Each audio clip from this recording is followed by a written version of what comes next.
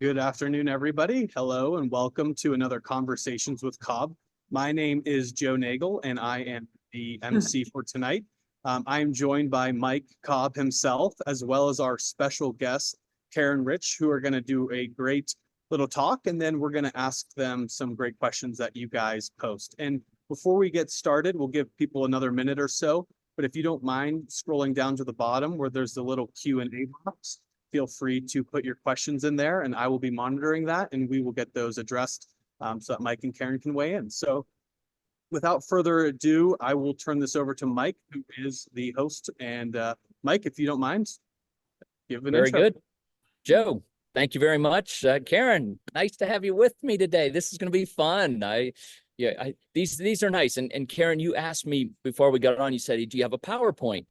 No, we do not have a PowerPoint. This is free-flowing conversation. It goes wherever it goes. And so we schedule about 30 minutes. And what we try to do is do about 20 minutes of conversation and then 10 minutes of Q&A. So if you're listening, and as Joe said, as you think of questions, please put them in. He will do a very good job of consolidating similar questions and getting us to really try to hold to that 30 minutes. But if it goes a few minutes over, that's okay too. But we try to be respectful of everybody's time. Karen, welcome. Thank you. Yeah. Thank you. Happy to be here. I'm curious where you are. Mexico City. Okay. Just landed on our way to Acapulco. Joe and I are down in Acapulco for Jeff Berwick's Anarchapulco event. I'm speaking Sunday at the Dollar Vigilante and then on Monday at the Anarchapulco. So yeah, it's a great event. Have you been? Have you ever been to that one? I would love to go. I'm so jealous of you guys. It's going to be a blast. It always is. I have to say, it is my funnest conference. I absolutely love going to it. It's great. The people are wonderful. The event itself, from a business perspective, is excellent. But it's also the funnest event that I have every year. So yeah. And I think lots of like-minded people on this particular topic. And I think you'll probably notice a big jump from years past. Yes. In interest in this kind of a subject. Well, let's launch right there, Karen. Why would you say that? What makes you say that this year will have a big uptick? Well, I think there is a growing awareness for different reasons about technology in general, about wireless technology, and about a lot of the benefits going forward as far as minimizing our exposure, right? To whatever degree you can, or you feel inclined to do it. And then there's hundreds of thousands of us that we call ourselves EMF refugees, or canaries in the coal mine, where we feel very unwell. It's hard to function.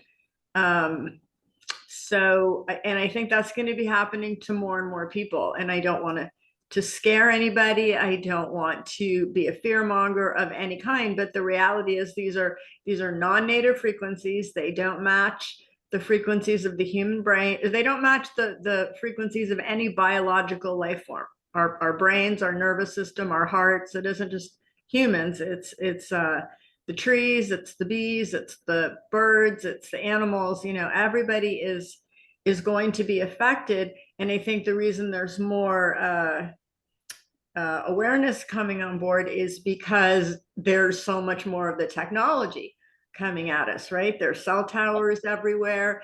Everything's a QR code or a facial recognition or a fingerprint. And it seems kind of cool, but for a lot of us, we don't think it's that cool. Yeah, no, exactly. And in fact, you had sent me a link a couple of days ago to a podcast, and I don't remember what the name of the podcast was, but the woman on it was sharing the Wi-Fi refugee. And I've got to say that one of the things that she was talking about was this growing awareness, which you just kind of echoed as well. And she talked about how, the response to COVID, not COVID itself, whatever, but the response to COVID really drove home a solid understanding of what's being done and what is possible to be done to a population, right? And to silence people who are in the that are on the edges of understanding what's happening, right? You're the canary in the coal mine, right? And so what you have, and I think this is absolutely critical, is this upswelling of people who are no longer remaining silent about it and have a voice. And I think that's new. I think there was always sort of maybe call it the fringe, right? But the response to COVID and the lockdown really provoked a concentration of people who are willing to step up, talk about this, and bring it to the forefront. And then she even mentioned one more thing. She said, look, with the advent of 6G, right, which is coming, it will also really propel people to want to be more vocal about this. And so a great podcast. Do you remember the name of the podcast itself? Yeah, it's Shannon Rowan, EMF Shannon. Refugee Escaping to Nature. Okay, but she was on somebody else's podcast. Yeah, I don't know his podcast, but it's her latest podcast. She just did it. Okay, so Shannon and Wi-Fi. Yeah, Shannon Rowan, and she wrote EMF Refugee Canaries in a Coal Mine. She's also written Welcome to the Masquerade. She's a great writer, and her latest book, I don't know the name of it, I think is an excellent subject. It's about technology addiction, which I think is another aspect of this that's waking people up. They're seeing their teenagers like this all the time. Right. And they're seeing the behavioral changes of their kids exposed to the technology. They're seeing the physical symptoms, they're labeling it ADHD or ADD or bipolar. I mean, there's 1,000 different names for it.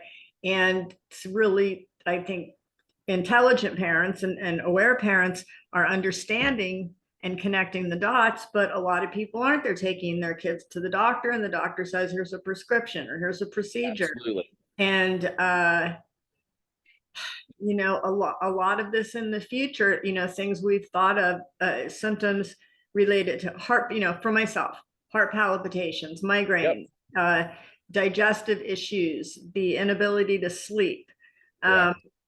All of that, if I went to a doctor, if I didn't know better, would tell me I had a different disease, for each one of those, and a different pill or a different procedure. But for me, I have managed to connect it all to my exposure to wireless technology, which started with a massive exposure in 2003.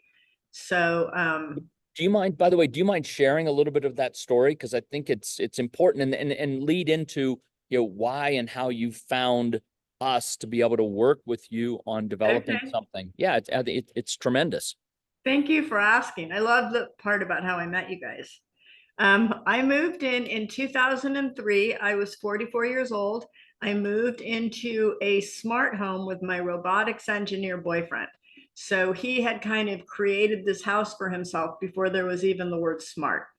Everything was automated, literally 10,000 square feet of routers and gadgets and devices. And I mean, it was just nuts.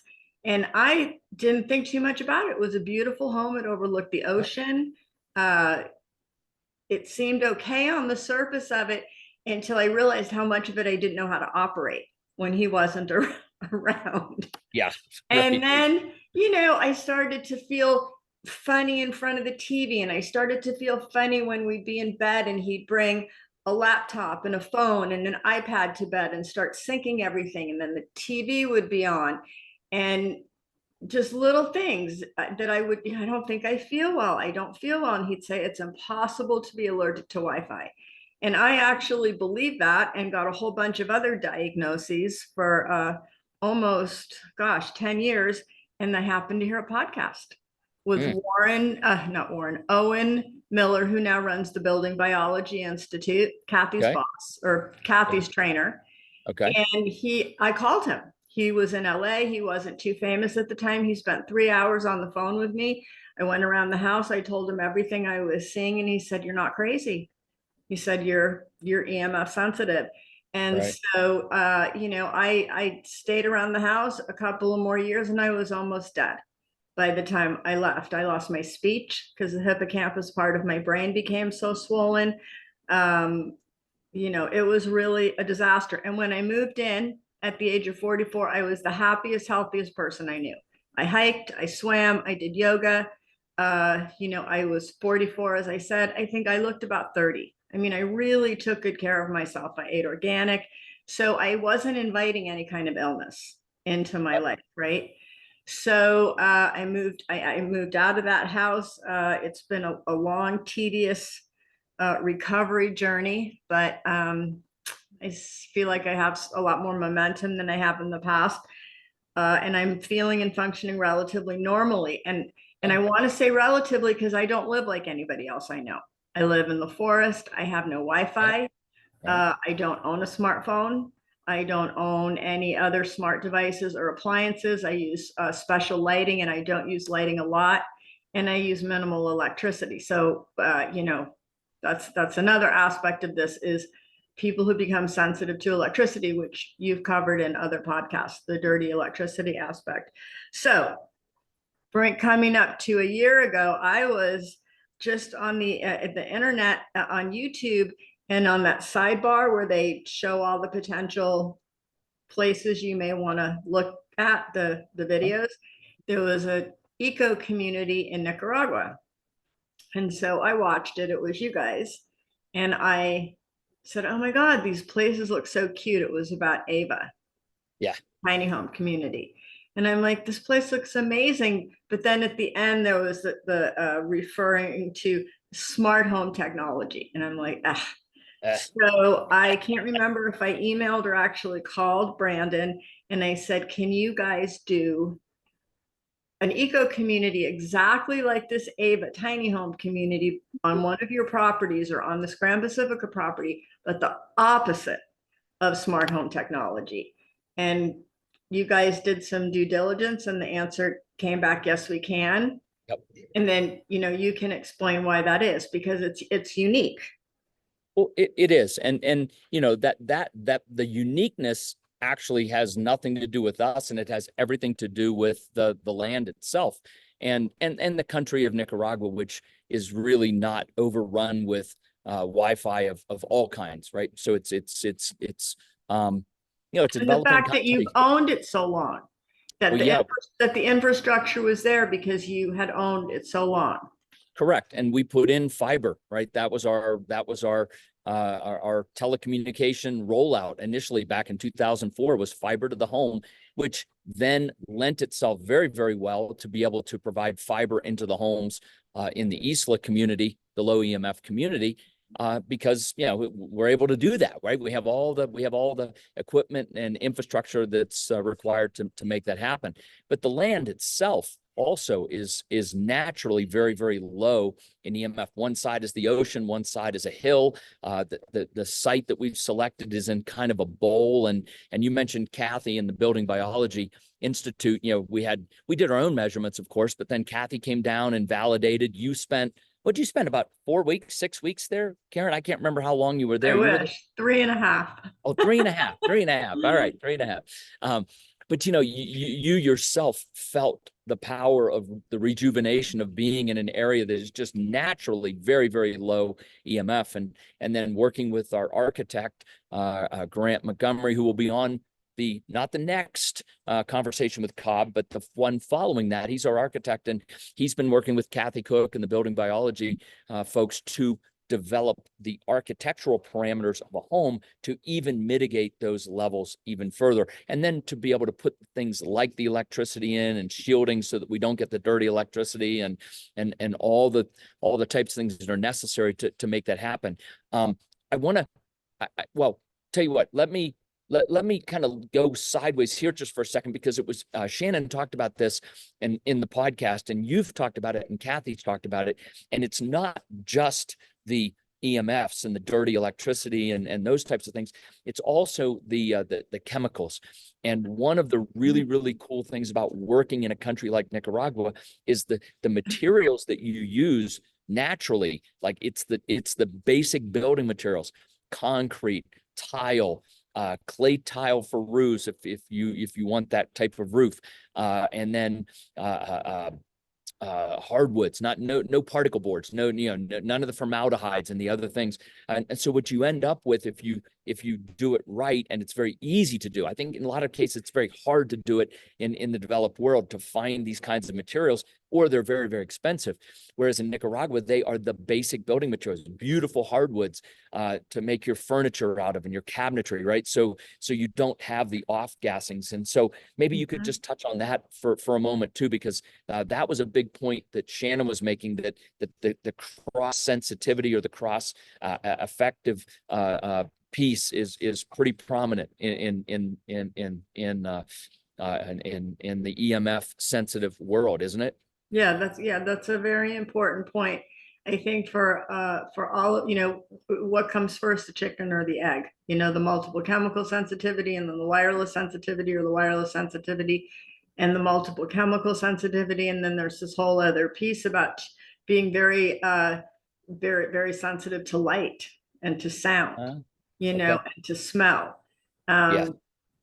And my theory, and I think I'm right, but I don't have a white paper written on it or anything like that, is what the EMFs can do to certain people is it can disable the nervous system. And the nervous system is the command center for all of our brain and body functions.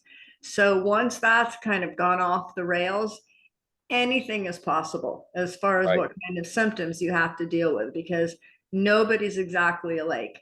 But I would say that most of us, in addition to being sensitive to the wireless, sensitive to the dirty electricity, we are sensitive to chemical smells and the formaldehydes and the paints and the off-gassing of construction. And then again, the light sensitivity, the smells, the loud sounds.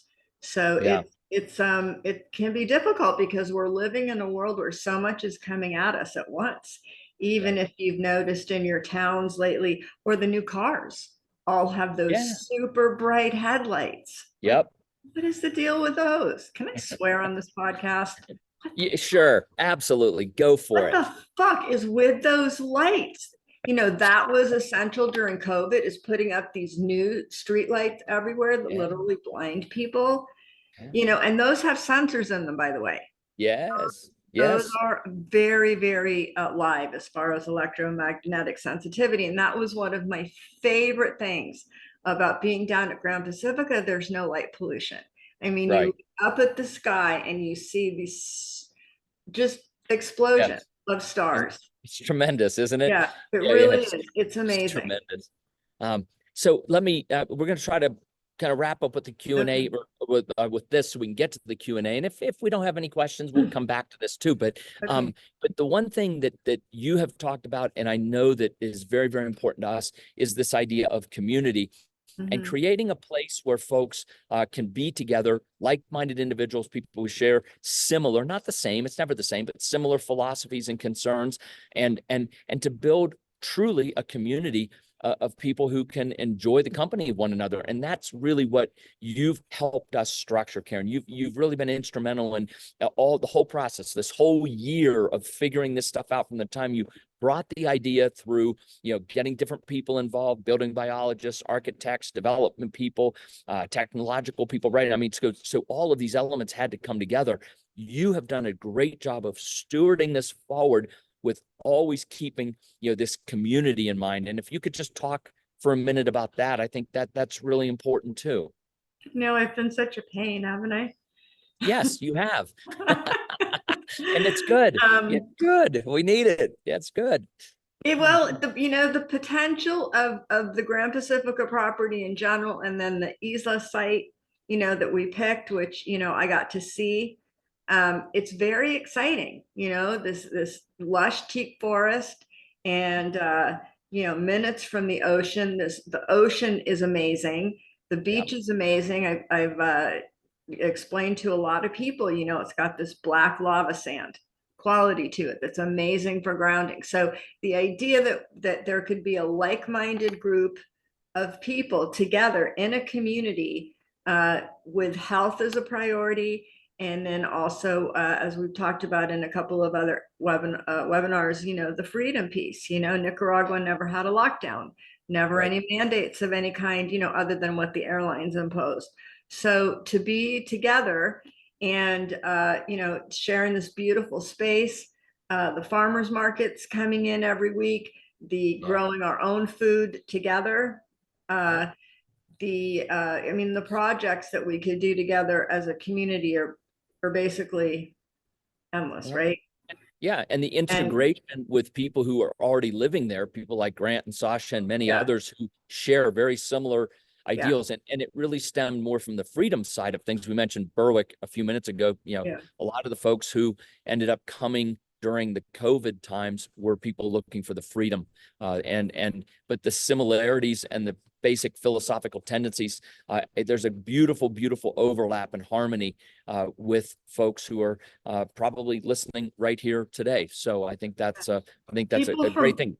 People from all over the world. That was Yes. really fun to be down there with like-minded people from all over the world. Australia, Right. UK, Canada, Austria. Yeah. Just it, and to be able to just really enjoy this beautiful, healthy place to live with Yeah. everybody basically focused on the same thing. We want to be healthy, we want to be free, we want to hang out together and enjoy each other. And it was the potential is very exciting to me. It is. It is. And All a right, lot well, of people, as Shannon mentions in the podcast and in her book, and a lot of people who are on here, you guys know this, most people think we're crazy. My family thinks I'm a lunatic. Yeah. Who's allergic to Wi-Fi? That's impossible. My Yeah, ex-boyfriend still thinks that, so to be around people, a whole bunch of other people who know we're not crazy would right. be awesome. Exactly. Exactly.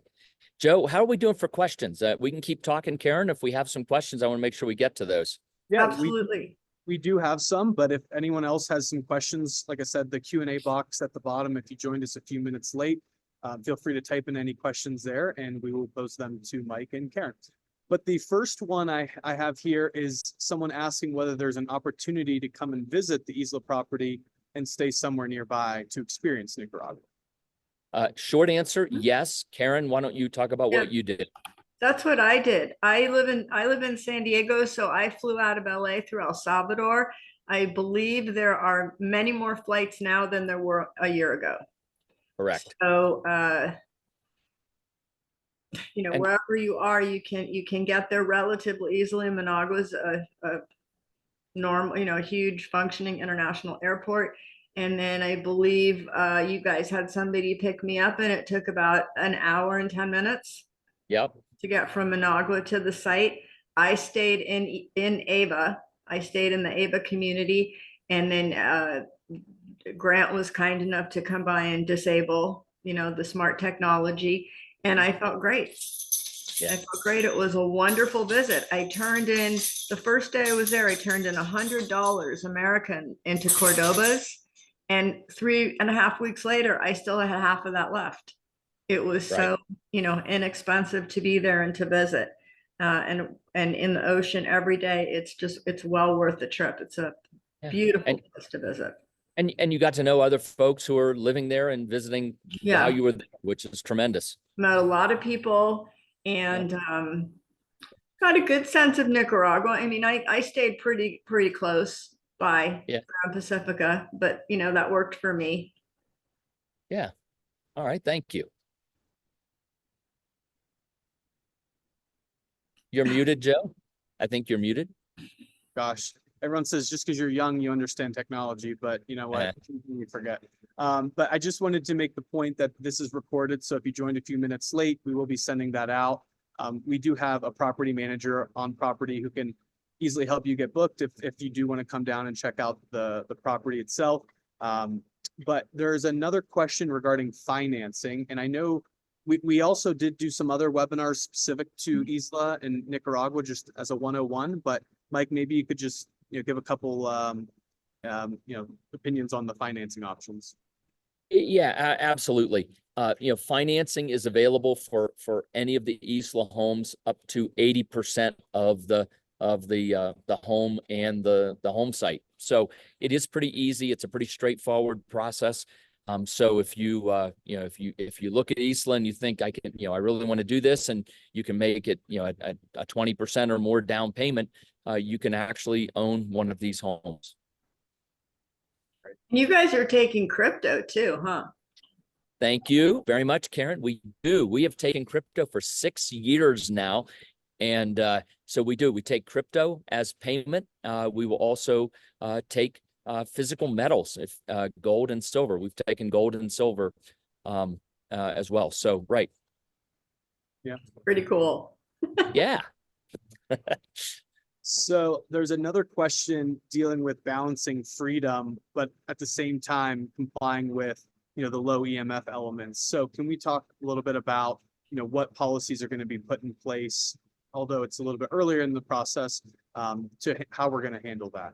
Well, let me make the short answer, and then Karen, I'll let you expand. The short answer is that's a great question, because you're right. The balancing of freedom and responsibilities is the real key, right? So we understand that people have choice. And so we have different neighborhoods at Grand Pacific. We have neighborhoods that are, you can put a router and you can do whatever you want. You walk around with your cell phone. It's, it's that kind of a neighborhood. We have the smart homes, as Karen mentioned, but she went and she turned off the smart parts to really, improve her living condition. Isla will have very restrictive covenants and restrictions in the community vis-a-vis EMF. Every home there will not be permitted to emit over whatever Kathy and Grant come up with, but I think it's 2 microwatts. I mean, so it's a very, very tiny amount, which is what the natural ambient setting is for Isla. So there will be very, very tight covenants and restrictions. So people have a choice: own there or don't own there. That's the freedom. It's the freedom of choice. But if you opt into that, then you will be bound by the rules of that neighborhood. But that's important, because people who want the very, very low EMF, and they don't want people walking around their neighborhood with cell phones, that's what they're going to own. That's the contract that they're entering into, and that contract will be what they end up getting. But Karen, maybe you can play a little bit around on that too. I'm not sure I said it very well, but I mean, for for where we're at right now, I think you said it perfectly. okay. But it will be, those rules are yet to be established. But I think the general idea is that we all want to be super respectful of each other. We all know that we don't want to be around a lot of people on their cell phones, right? So there is cell service. I think it's 3G. I don't think it's 4G or 5G. I think it's 3G. I think you're right. 3G. And so, it's a little mellower than the 5G. I think something along the lines of, absolutely no microwave ovens. I think we can agree that, nobody uses their cell phone walking around in the Isla area. Once you're outside of the Isla area, of course, everybody's going to be on a phone. But it's, that's the kind of thing we will have to get input as people start, helping us to make this happen by doing their investment in the gold or the crypto or the cash or the financing or whatever. As we get more and more people who are interested and committed in investing, we'll kind of decide all of that, right, as a group. Yeah, yes. And ultimately, before anybody's actually making the ownership decision, all of that will be in black and white, and people will agree to it, right? Yeah. So it will be, I agree to this, and so I'm going to do it, or I don't agree with it and I'm not going to. And maybe they own somewhere else in Grand Pacific because they like the neighborhood, they like the community, but they don't want to be as restrictive. That's fine, or they say, this thing is totally not for me, and that's okay too, right? But everyone will have the opportunity to review what those, contractual requirements are, for the benefit of everybody who wants to be there. So yeah, exactly. Because, we not only want to be safe inside our homes, because that's going to be a given, right? All of the homes are going to be built according to building biology guidelines and under the consultation of a building biologist. So it's a given that we're gonna feel well inside of our homes, but we also want to feel well when we step outside our homes too, right? Absolutely. In the neighborhood. And so I think it's important. Can I just say one thing that I think people on the call may appreciate if they're in the US or Europe or Canada? is one of the great things about about Nicaragua in general and about this property. There are so many acres that whatever 3G is on the property right now in Nicaragua, that can't change without Mike's permission or without ECI permission, which is opposite of the United States and Europe right now, and Australia and Mexico even. Everybody's always saying, oh, I want to go to Mexico. Well, you should know this about Mexico. They can stick a 5G tower at the end of your driveway while you're sleeping if they feel like it, and they don't need your permission. They can do that in the US right now. They can do that in Europe. In Nicaragua, they cannot do that. Correct. Yep. So, all right, Great. Joe. Yep. So another, I'd say a little bit different of a question has to do with kind of moving down there and what kind of options there would be for an American or European or whatever it may be to generate sources of income. I know you lived there for 14 years, Mike. What Yeah. kind of recommendations would you have for someone like that? That's a great question. The real challenge in a country like Nicaragua, it's a developing country, it's poor, and they really don't want people to take any Nicaraguan's job, right? If there's a job, it belongs to a Nicaraguan. And if you can work remotely, and we have a lot of people who are doing that, right? If any kind of business that you can do that doesn't take another job. So, or if you want to start a little business, we have folks down there that have started restaurants and they're doing some farmers market. We have a guy that wants to put in a gym. So, I mean, these are all things that are happening now. So if you can start a business and hire some Nicaraguans, that's a huge win. That'll go a long, long way. But if you said, I want to come down there and I want to become a foreman on a job site, you probably would never get the work permit to do that. So, I think it's a situation where if you can work remotely, you're gold. If you can start a little business of some kind, that works too.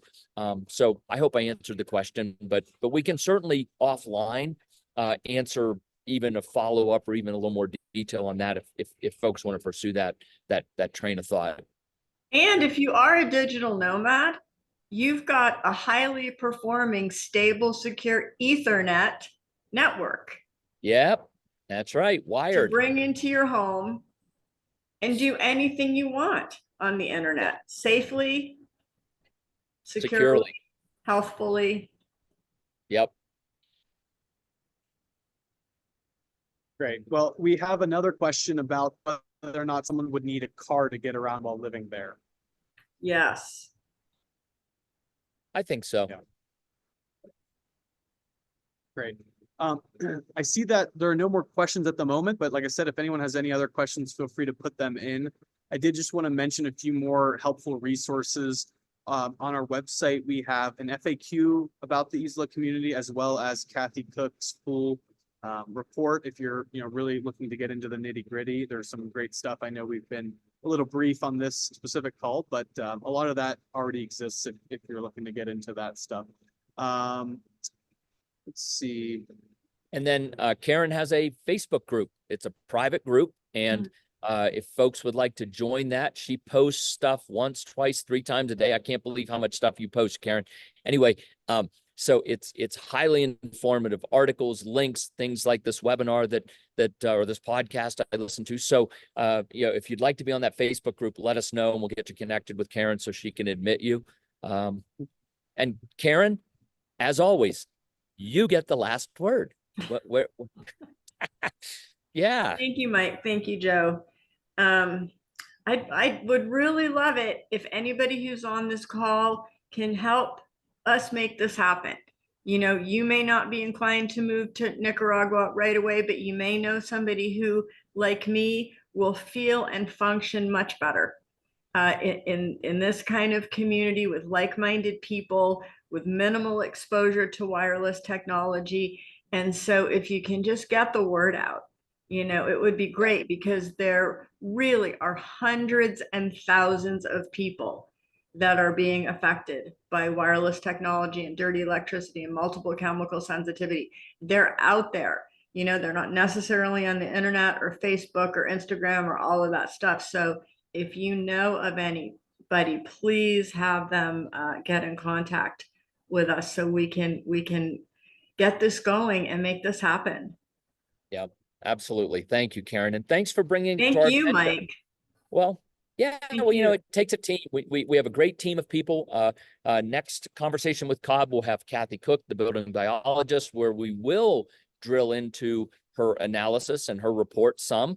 And then the following week, it will be Grant Montgomery and Sasha Yates, who will join us. They are residents at Grand Pacifica and have really led the charge on the ground, really have been instrumental in helping us really implement what we've been able to do thus far. And then, Karen, you're coming back and you're bringing a friend of yours, Lisa, with you. And maybe you could just tell us real quick about her and what we're going to talk about in, I guess, about a month's time, maybe. Okay, probably a number of you on the call today know Lisa Swarbrick. She has a twice-a-week class called Bioelectric Health that she developed to help herself recover from EMF sensitivity. It's a fantastic class. But she is a Canadian, and she's been very involved for a long time with the Canadians for Safe Technology. And it's an interesting organization. The guy that runs it is Frank Clegg, who is the ex-CEO of Microsoft Canada. And he got involved in all this because his wife became very EMF sick. So Lisa knows all of those people. And then she's also lived in Green Bank, West Virginia for a couple of years. She's not currently there. She had to leave. She wasn't feeling well there. Green Bank, for a number of reasons, is not the place to be right now if you're feeling unwell due to EMFs. And that's there's a whole lot of reasons for that, and Lisa can explain it, but she really has run the gamut of trying to find a safe place for herself to live. And if you're on this call, you know about Green Bank, so she can talk about her experience there.